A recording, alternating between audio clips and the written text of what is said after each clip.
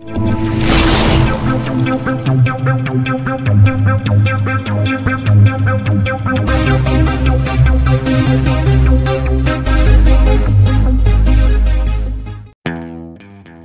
no doubt that BlackBerry's had some serious changes over the last 20 years, and their latest movement seems to be into offering security services not only to their own devices, but expanding into other OEMs as well, other manufacturers. At CeBIT in 2015, their latest offering is a CecuTablet. Apparently this is something that officials, government officials to be clear, have been asking for. A CecuTablet, a 10-inch device that they're able to do their mobile work and still feel secure with. I had a chance to go speak to Secusmart at CeBIT to check out what they have to offer. Hey, my name is Christoph Erdmann. I'm the CTO and Managing Director of Secusmart. So the new product is called CecuTablet. CecuTablet is a perfect addition to our portfolio of secure mobile devices, which in the past we have done with SecuSuite for BlackBerry 10. And we've learned that security is very important, that it's not just only a secure device, right? It has to be both. It has to allow for personal usage, it has to allow for work usage. So the dual persona is really what made our product successful in the market. And this is, and of course, customers are asking for tablets. Right? And as you know, there's no BlackBerry tablet, no BlackBerry owned tablet. So, but on the other hand, the strategy is to make our services and our propositions working on other manufacturers' tablets. The CecuTablet is like a first instance of that. This is something we brought into this marriage, so this is something Secusmart was working on before we got acquired by BlackBerry.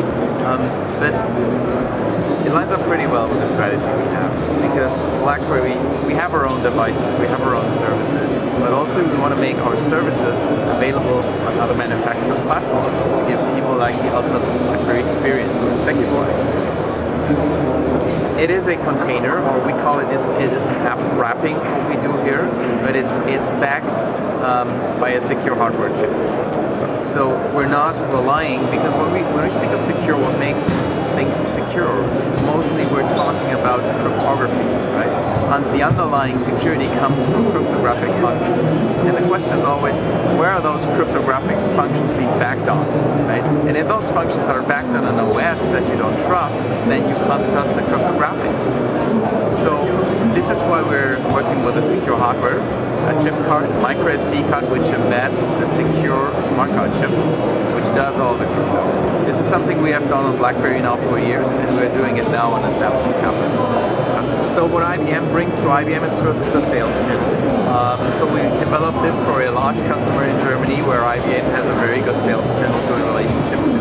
The other thing is IBM cares about enterprise applications a lot, right? Because we make it secure, but we need to have apps for the customers to use in that secure space. And IBM is contributing secure, is contributing applications. So target audience is clearly governments, regulated industries.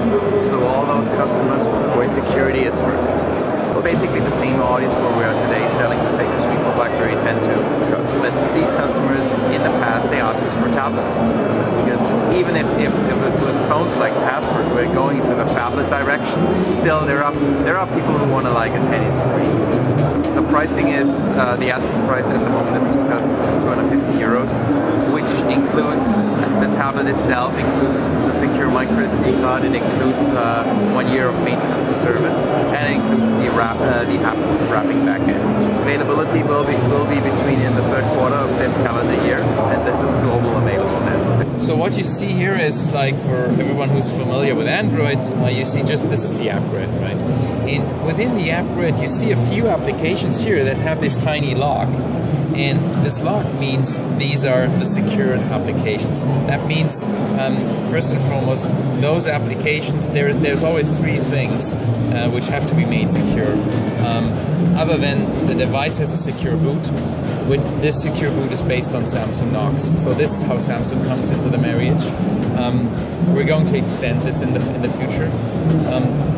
The wrapping then cares for the data in transit, the data at rest, and the data in motion for the security experts in the room. And so the data in motion means that each wrapped application is just communicating with the enterprise through a VPN tunnel. and the cryptographics of the VPN are back on the microSD card.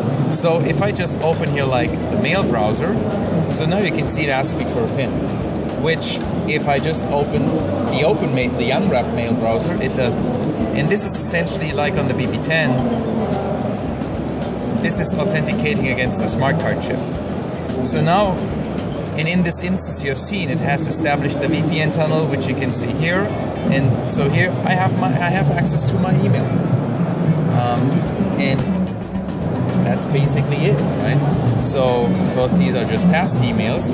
But an interesting thing I can do, for instance, is if I can copy this word just to show you the data and use protection. So I go and copy that. And now I leave the secure environment again. So and if I now go and open SMS, which obviously is a non-wrapped insecure app, I try to paste that content, you show it's not possible.